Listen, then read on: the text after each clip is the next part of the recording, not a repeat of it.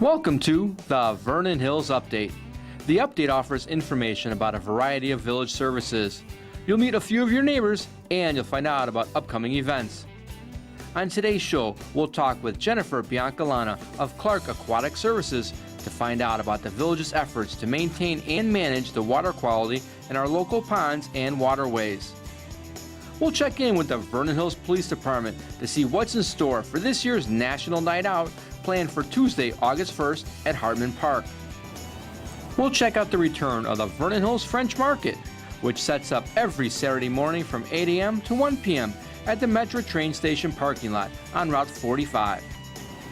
We'll run through some important summer safety reminders with Fireman Tony Rodkey of Countryside Fire Protection District. And we'll take a look at what's in store for this year's summer celebration set for July 13th through the 16th at Century Park. Thank you for tuning into the Vernon Hills Update.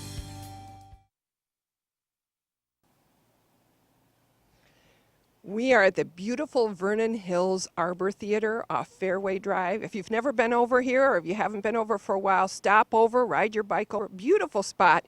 And one of the features is the beautiful water we have around this Arbor Theater. Part of the reason is because of the work of Jennifer Biancalana from Clark Aquatic Services. Thank you for taking the time to join us, Jennifer. You've been busy all over town working on the ponds. Can we tell people kind of what's been going on? Particularly, I hear there's a plant called Eurasian water milfoil that's kind of been causing problems here and a lot of places. Sure. So Clark maintains a number of the ponds here in the village, and what we do is we've put together a customized maintenance program for each one of the ponds. Some ponds have Eurasian water milfoil, some ponds have curly leaf pondweed, other ponds have algae issues. So each pond is treated a little bit differently, but we're inspecting them on a regular basis and keeping them cleaned and maintained all summer long so that you can come out here and enjoy places like the Arbor Theater. I know it looks pristine, it looks beautiful, and I know I've been reading about some of the things you do. For instance, the reason you don't like Eurasian water milfoil is because that is totally an invasive plant and it chokes everything out, and it just causes you a lot of problem. Can we talk a little bit about that noxious weed? It's just like the weeds in our flower beds and our gardens. The same thing is happening in the pond. That's absolutely correct. So Eurasian water milfoil is considered an invasive species, meaning that it's not native here in Illinois. And it came over between the 1950s and the 1980s is when it got introduced here in the Midwest. And just like any weed in your garden, it got introduced to our waterways, and it spreads by fragmentation and also by the birds. So what used to be, just a few plants has now invaded most of our waterways, whether it be a pond or a lake, no matter what size. And so if left untreated, an invasive species can actually affect our ecosystem and potentially choke out the native species that we actually want in the waterways. And that's what's happening. So we get in there, we're trying to control Eurasian water milfoil as early as we can. It's usually one of the first plants to bloom after the ice melts in the spring. And then once we control that, it allows the native plants to come in, and it helps to maintain that healthy balance in the waterway. Well, I know one of the things you were worried too, that as you take care of one thing, you've got a delicate balance. You talked about the life cycle and the ecosystem.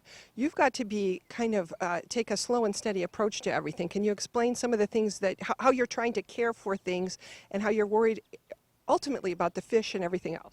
Sure. So anytime we come out, we're never just coming out with, a backpack sprayer and just spraying whatever on the weeds or the algae. There's a whole process that goes into it. So most importantly, it's important to identify the actual species that you're targeting, whether it be an algae species. There's a variety of different species, and same thing with the plants. You need to know exactly what you're targeting. Every plant and every algae is treated differently. So that's the first thing we do is we come out, we identify what we're actually targeting, and before we put any products in the water, we'll always test the water quality at every visit to ensure that we're maintaining that healthy, a healthy level in the waterway. And sometimes when one thing goes, the next thing pops up too, so you have to be vigilant. That's very true. So if you were to come in and you were to, I hate to use this word, kill everything that's in the pond, you're only allowing something new to move in. So it's a really delicate balance. If you're going to control some of that milfoil, we know that something else is going to grow in its place, and naturally we want it to be one of those native species. So you need to do things in small steps. It's not a matter of coming in with one treatment and then these ponds look amazing all summer. It's an ongoing cycle, because as one thing dies off, something new is going to grow into its place. So again, we're coming out on a regular basis to maintain that, monitor what's growing. We track everything, and keep Well, it and I know in the end you have to be careful too, because ultimately the oxygen content in the water makes a difference how the fish are. So you're trying to keep everybody healthy. Dissolved oxygen in the waterway is probably the most important aspect of the water that we need to monitor. Once it gets really hot out like this and the sun is beating on the water and there's no aeration in there, the oxygen levels in the pond will naturally drop, and we need to make sure that we're maintaining a healthy level so that the fish can thrive. And if those levels are too low, we have to refrain from putting any additional applications in the water. Not because the application is reducing the oxygen, but as plants or algae naturally die off, they are reducing the oxygen through their decaying process. And so we want to make sure that it's at a healthy level before we put any products in the water. Well, we talked too about it's while this is going on, no matter if you go out and fish in your pond, if you go out and just catch frogs in your pond, we can do all those things just like we always have. We don't have to stop while you're doing all this maintenance. Absolutely. So all of the products that we're putting in the waterways here in Vernon Hills are EPA registered herbicides and algicides. They are approved for use in residential recreational ponds and lakes, just like here in the northwest, or the northern areas here. And there's no harm in fishing or catching frogs or anything like that. And your goal is to make sure there's still fish and frogs to catch. Oh, absolutely. That's our goal here, is to try to maintain a healthy ecosystem. And we want birds, we want fish, we want frogs, we want, everything to thrive around these waterways. And by maintaining them, we're actually creating healthier waterways because we're eliminating those invasive species and species that don't belong. And those species, like sometimes you'll see places where they get all matted up and it's all tangled up with weeds. That's some of those invasive species we're talking about. That's correct. So a characteristic of Eurasian water milfoil is that it sort of grows itself to death. It will grow and grow and grow. Eventually it hits the surface and then, starts matting out and covering that surface. And native plants don't exactly have the same characteristics. So by eliminating that milfoil, it's allowing that sunlight to get back into the water, get down to those native plants, and allow them to bloom.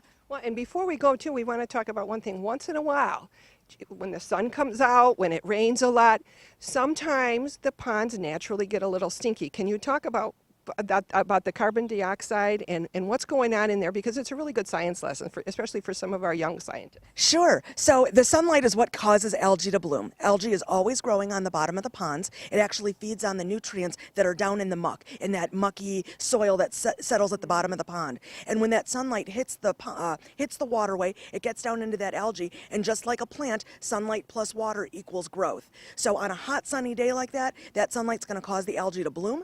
It comes up to the surface, and once it becomes big and strong, it creates a big bloom on the surface of the water, and that's where you have algae that's visible. It's not necessarily creating an odor, but it is blocking that sun. It's blocking the sunlight from getting in the water, and you see that unsightly algae mat. And that's why we have our program in place, because we're coming out on a regular basis, keeping an eye on those algae mats and keeping them at bay.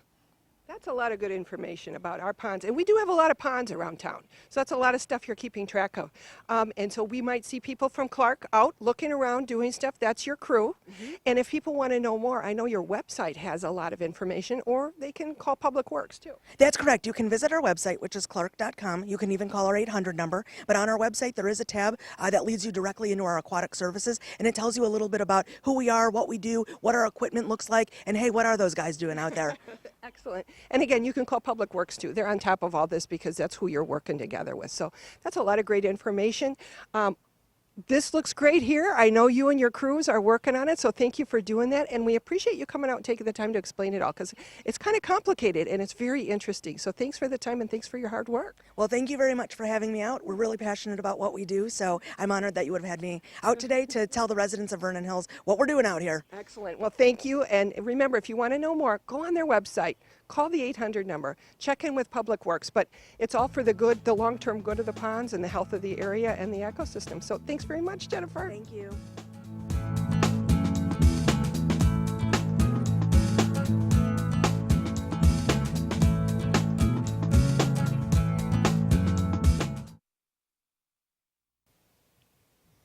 We are at beautiful Hartman Park on Oakwood Drive. We're with Kim Christensen to talk about National Night Out.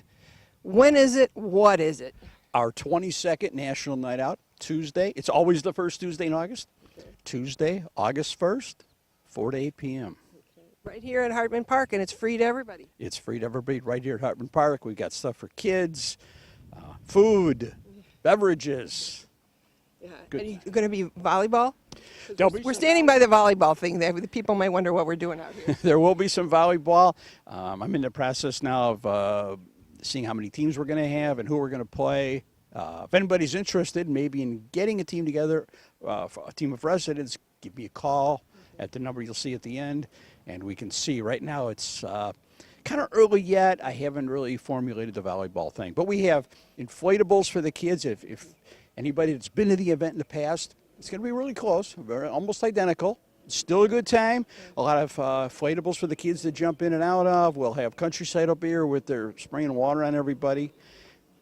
A to Z is here. They're always playing the good songs because people dance their feet off out here. A to Z is fantastic. I don't know where they get their energy from, but they'll be here playing some music, and they'll have the kids and the adults. They'll get them up dancing, having a good time. A to Z, and Record a Hit. They bring out those inflatables every year. Got to thank them because they do a wonderful job. Without them, it wouldn't be the same. Well, and like you said, Countryside, Target always does a lot for you. They're a national sponsor, but some of these people, the girls from over Tricosi University, they do some spectacular artwork. Are they going to be back? Working on that. As far as I know, yes. I've been in contact with the official from Mario Tricoci University or Tricoci University, what have you. They will be doing some face painting. That's the plan right now, and the kids love it. And we have a bunch of their students that come in and do it, and because they love that kind of stuff, and the little kids will just line up for feet and feet, 25, 30 feet, waiting to get their face painted. The Target is a local sponsor. They have given us a small grant to help offset some of the costs in it, and they are wonderful when it comes down to helping me when I start to purchase the pop and the munchies and all that kind of stuff. So they're a big help too. There's a lot of people that are a big help here. I know your scouts show up. A lot of people are here giving time. And as we said, though, because of all that generosity, this is a free event.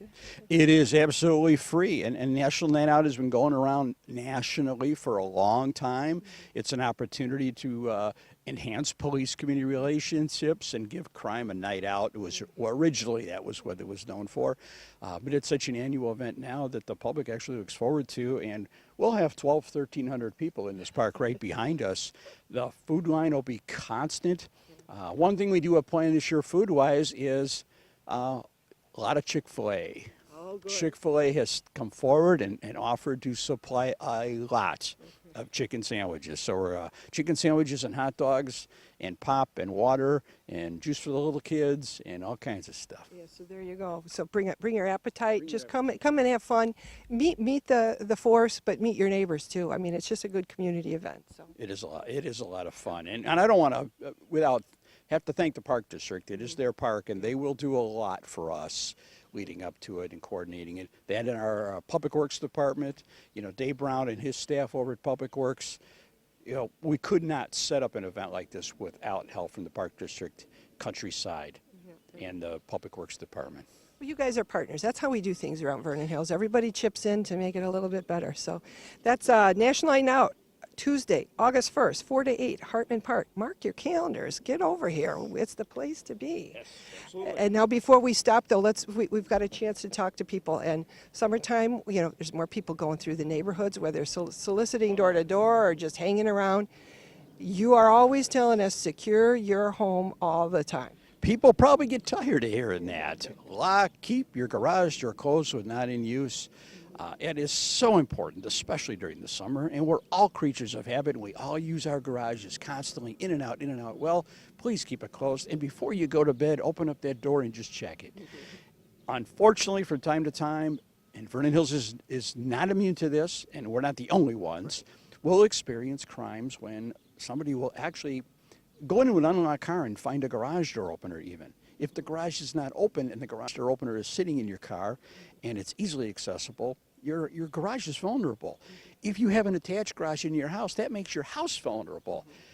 So very few people actually do this, I think, but keep your garage door closed, and at night even lock that interior door going into your house. Sometimes bad things happen. Well, and sometimes maybe it's just the crimes of opportunity. Somebody's walking by, sees your golf club sitting there, and you're out back mowing the yard, I mean, you want us just to kind of keep an eye on our neighborhood and keep the door shut all the time. Well, that is an excellent point, Lynn, and it is. Many of these are crimes of opportunity. However, there is also the element out there when people are knowing they're driving down the street or walking through a parking lot looking for an unlocked car, finding an unlocked car and rifling through it, or looking through a car, seeing if there's anything on the back seat, a purse, a wallet, a computer, absolutely, a computer case, and then the window's going to get broken out and that thing's going to disappear. So, although they are crimes of opportunity, there are some criminals out there that, especially in the warm weather, will be on the lookout for those kinds of things. So it's important, especially the residential part. It's no secret, several months ago, we did have several residential burglaries in Vernon Hills that happened in the middle of the night. And in those cases, someone was actually walking into homes and the rear doors are left unlocked in the majority of the cases. The patio door, the rear door just left unlocked when people went to sleep. It's unfortunate when that happens. Everybody has a routine and a system when they go to sleep. It's important to remember to lock those doors, but we're all human, so we do the best we can do. Yeah, exactly. So not to scare everybody, just make us vigilant. That's really what it's all about. So. Yes, absolutely. So please be careful and keep everything locked and out of view. Well, and you've got a lot of information and tips and everything on the VHPD website. You put out alerts on the Vernon Hills Police Facebook. There's a lot of information we can keep up to date on. I think so. Information's out there. Please use it. Vernon Hills recently redid the website, including the police pages. You can go right to the police pages by logging into vhpd.com. It takes you right to the police part, or you can go through the village website itself. It's a great site. There's a lot of information on it, village and police. And between the police department Facebook page, which you can get a lot of stuff on, and the village's Facebook page, it's a great 1-2 punch to really stay in tune with what's going on in the village and police-related information. Exactly. So we should all stay alert, stay aware, keep educated. Thank you for the tips, and thank you to you and your crew who's going to be out here making sure we have a great time on August 1st. Well, I appreciate it. I wouldn't call them my crew. But yeah, there's a lot of volunteers going to be helping out with the event. If anybody has any information or you want to volunteer your time for maybe a half an hour handing out pop to the kids or handing out potato chips or something, give me a call at the number on the screen in a minute, and I'll certainly put you to use doing something. Yeah, and it's a great time to meet your neighbors. It's like one more of those chances where it's not a lot of work, but you get to meet everybody in town, so it's a lot of fun. Keep your fingers crossed for good weather, and we'll see you on Tuesday, August 1st at 4 o'clock p.m.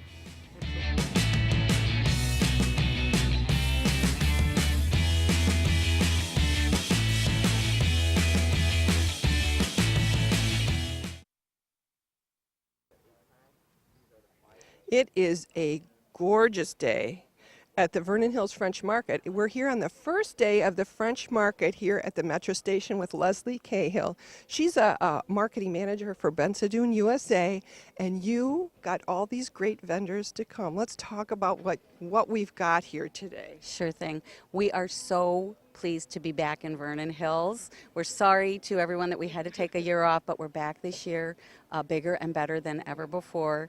And we got very lucky with the weather. Of course, you said it's a beautiful first day.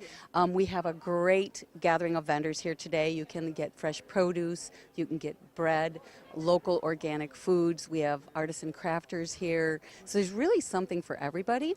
And we have a very nice turnout on the first day, which we really appreciate. And we're encouraging everybody to tell your friends and neighbors, come out and support your local market, because we have an opportunity here in Vernon Hills to really make a large market in town that everybody can enjoy every single week. We plan to add new vendors every week, so you will find something different along with your standbys that you can rely upon every week. And we're just pleased to be back. We'll be here every Saturday through September 16th, and the market hours are 8 a.m. to 1 p.m. Okay, and not that I want to jinx it, but should it be rainy, it's still here because you've got covered booths. Yeah. One thing that makes this a French market, people ask us, why is it a French market, not a farmer's market? Our company, Bensadoun, operates out of Paris. They're fourth-generation market operators, and they actually import their cannabis to the United States. And Vernon Hills was nice enough to let us install our anchors in the ground here. So we have covered marketplace that we provide the tents for our vendors here. there's a big overhang in the front, so customers are protected from the sun and also from the rain, and that way when you come, you can just walk through the market, still get the produce that you'd like and not worry about it. It's really good. So every Saturday morning, we have to make it a new habit. And you said they start as early as 8 a.m., right? We start at 8 a.m. here, and we just going to have new things every single week, and we just want you all come out, support your local market, okay? And let's talk a little bit more about Bensadoon, because you not only are one of the long time, you have a huge history. And then this is what you do for a lot of other communities. You're in a lot of communities around here, so you're not just like the European expert at this, but you have a lot of Midwest markets, and so this is something you're used to doing, and some of these great markets we know about in other towns, it's because of you. Yeah, yes. Okay, I want to take all the credit. I've worked with the Bensadoon family for 21 years now, and I live out in Wheaton, Illinois, and that's the home of our first market, the Wheaton French Market. We now have 100 vendors a week there. And Vernon Hills has given us this beautiful location. We can absolutely grow a market that big here. I have 11 markets total that I'm operating this summer, and I really firmly believe that every community deserves their own market so they can shop locally. So, you know, I'm not even going to mention any of the other markets because to me, it's all about Vernon Hills. So, yeah. Well, and you mentioned too, people say, why at the metro station? Well, parking is easy here, but it is the Village's station. So like you said, you can put those anchors in the ground so you can have a quick setup every Saturday morning. Yeah, we can have a very quick setup here, and also we're not taking an important resource from a central business district where they would want the parking. The metro train station lots are always a great opportunity for us, and they're also someplace that the community knows. You know, anybody around here knows where the Vernon Hills Metro train station is, so it works out very well. Well, excellent. So as you said, you've got a little bit of everything, and those things are going to change. So if you've been here one week, come the next because you might see something new. Yeah, come the next week for something new, but also come every week for your produce, for your bread, for those special treats that you can get here at the market and that you can't find widely distributed anywhere else. So it really is something that should become a family habit. You know, bring the kids out, bring your aunt out. It's Mother's Day out. On Father's Day, come on out. You know, there's never a bad reason to come to the Vernon Hills French Market. Excellent. I like that. There's never a bad reason to come to the Vernon Hills French Market. So we will see you on Saturday. Thank you for all the setup. Thank you to all your vendors. Remember, make it a new Saturday habit. Saturday morning, come over to the Vernon Hills French Market. Thanks a lot, Leslie. Thanks, Lynn. We'll see y'all soon. See you at the market.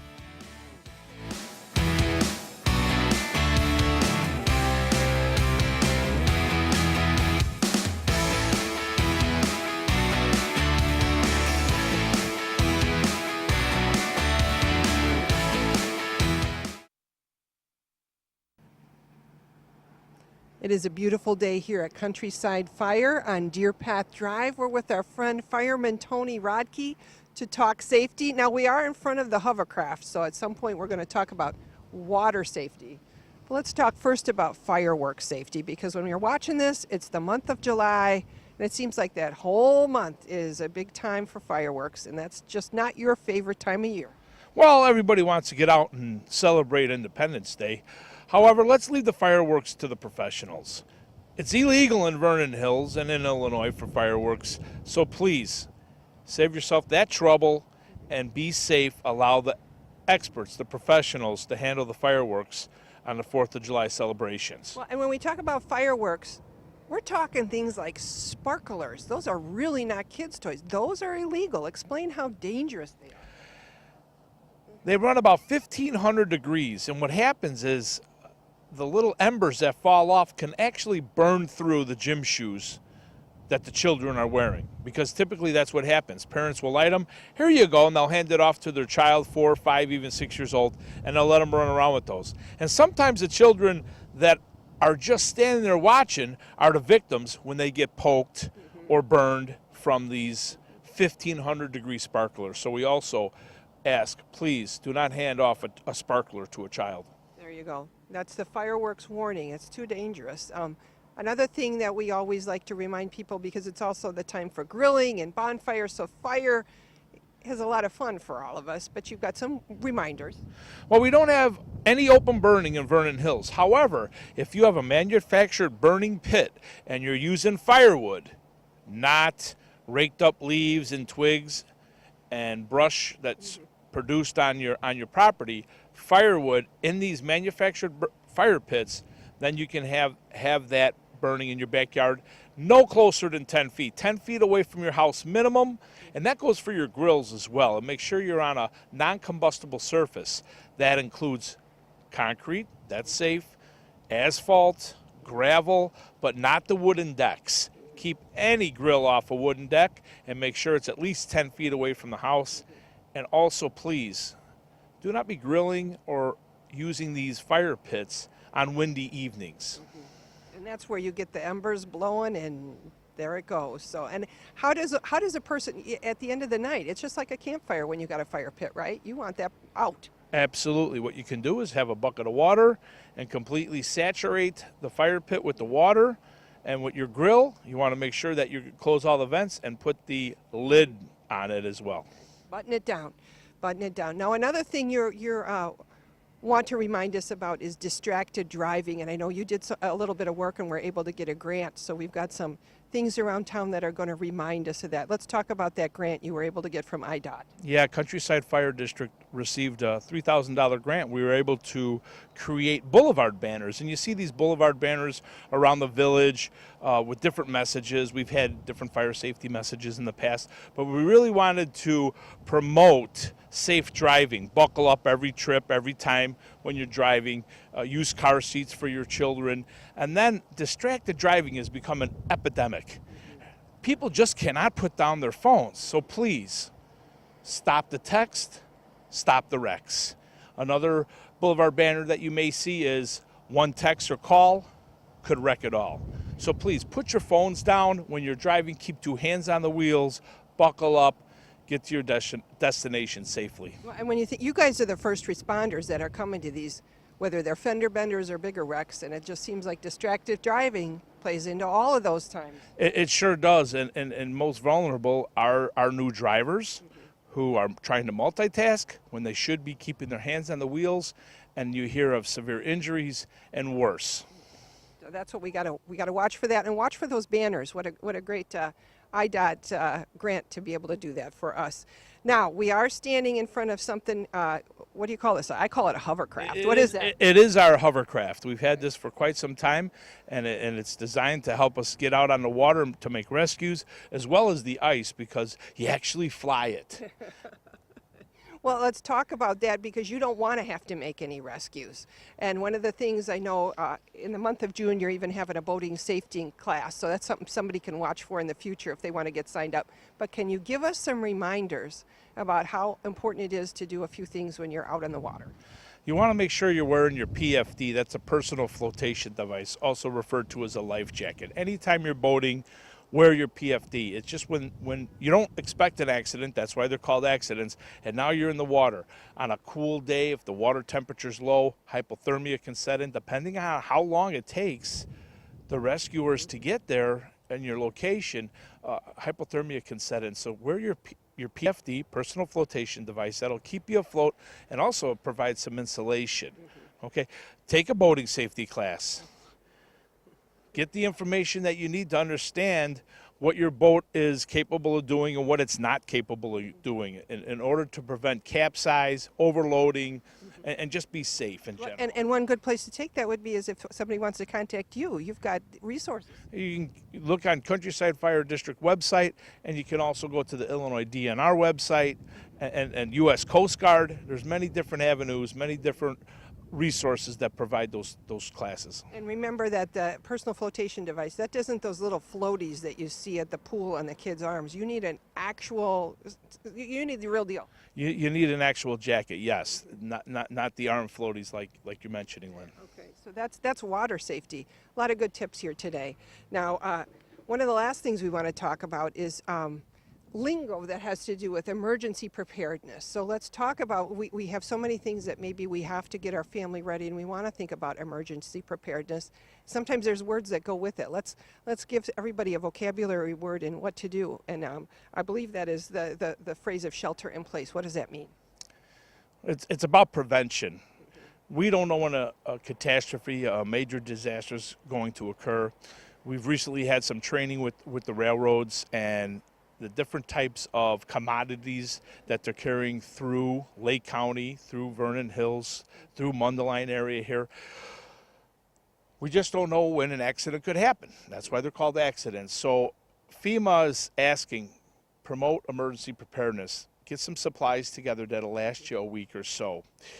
Shelter in place is staying put, staying where you're at, closing the windows, locking the doors, shutting off the air conditioner or your air handling units. So if there's a chance of any air pollution, air contamination from a major fire, from a chlorine tank that might be leaking, when we say shelter in place, that's what it means. Stay home, close the windows, shut off the air handling units, lock the doors, pay attention to the TV, the radio, if you can access the internet, and try and maintain that communication, and then listen, look for any police and fire authorities that would be coming through to help communicate.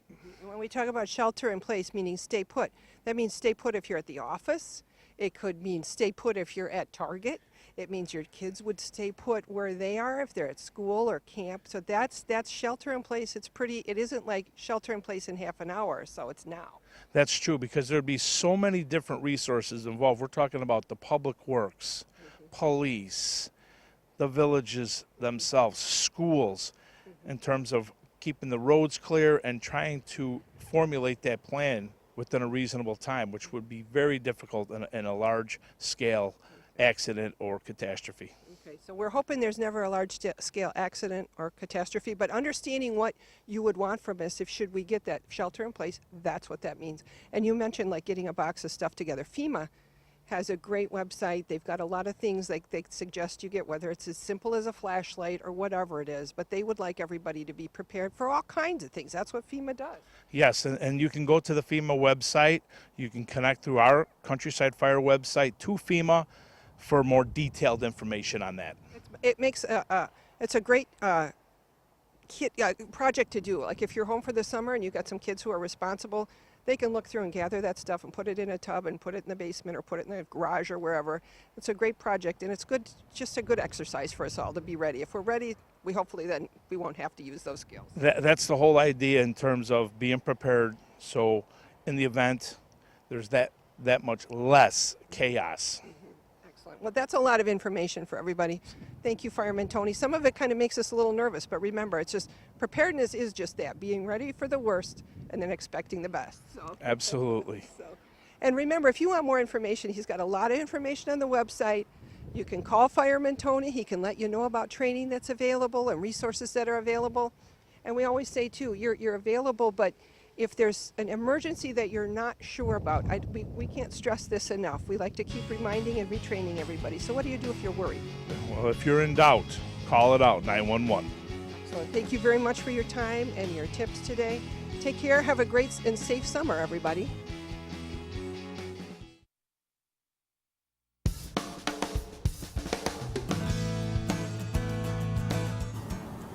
Here's your reminder to be sure to attend Vernon Hills Summer Celebration 2017. This year's event will take place from Thursday, July 13th through Sunday, July 16th at beautiful Century Park. Along with the many rides, games, children's activities, and food vendors, there will be plenty of free musical entertainment taking the stage. On Thursday, July 13th at 7 p.m., Hello Weekend kicks things off and takes the audience to a whole new level with their incomparable style and sound by performing today's biggest chart-topping hits. The evening will include a fireworks display taking place at approximately 9:30 p.m.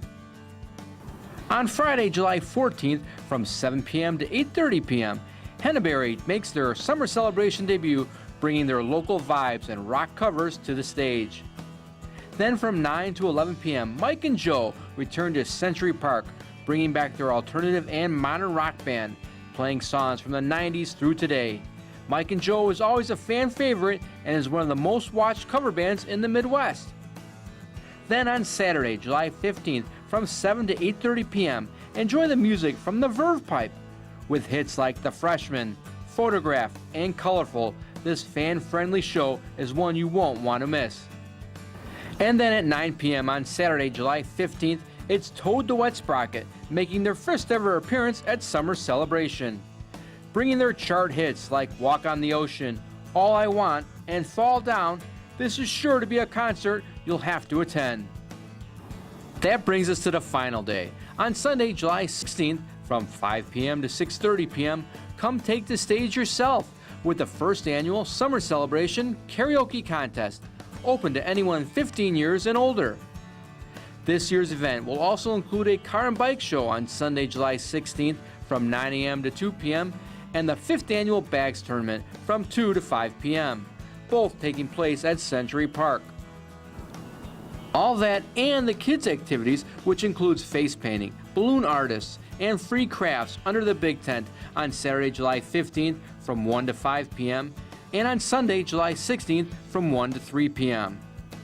Vernon Hills Summer Celebration takes place Thursday, July 13th through Sunday, July 16th at Century Park. For more information, call 847-367-3700 or visit www.summercell.com. We hope to see everyone out at this year's Summer Celebration. And don't forget about the remaining Arbor Theater concerts scheduled for the remainder of the summer. On Thursday, July 20th at 7 p.m., Final Say will entertain the crowd with their alternative classic rock, soul, and Motown sound. On Thursday, July 27th at 7 p.m., the Saturday June Band will bring their tight and pounding beat that will delight the crowd with their unique, interesting, and entertaining experience. And on Thursday, July 3rd at 7 p.m., Dueling Pianos wraps up the summer concert series with their fun and interactive musical experience. The Arbor Theater is located at 50 South Fairway Drive, and all Arbor Theater concerts begin at 7 p.m. For more information, call 847-367-3700 or visit www.vernonhills.org.